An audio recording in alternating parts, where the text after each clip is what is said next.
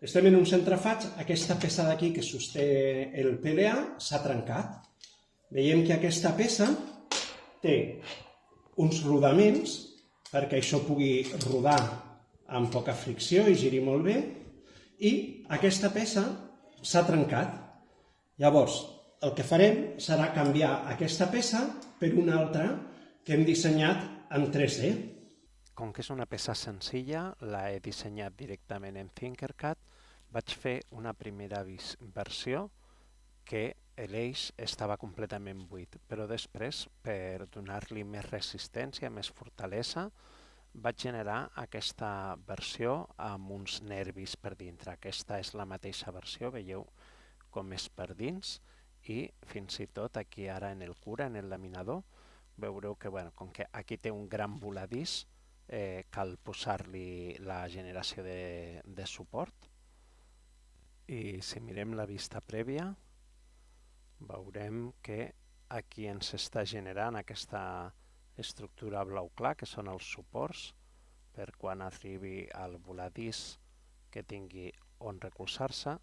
I aquí podem veure aquests nervis, aquesta estructura interna per donar-li més rigidesa a la peça.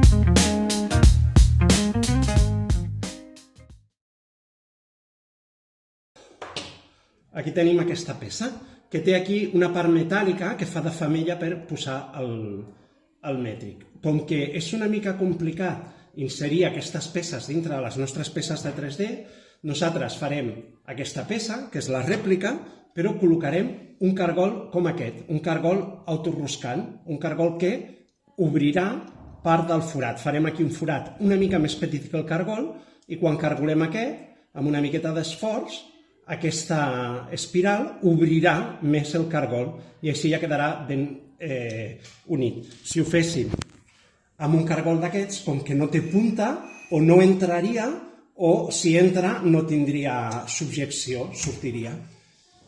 Tenim aquesta peça, que per l'altra banda té aquesta peça que entra i gira una mica per treure aquest costat d'aquí i treballar còmodament. I també perquè tenim aquest cargol hexagonal, que podem afluixar.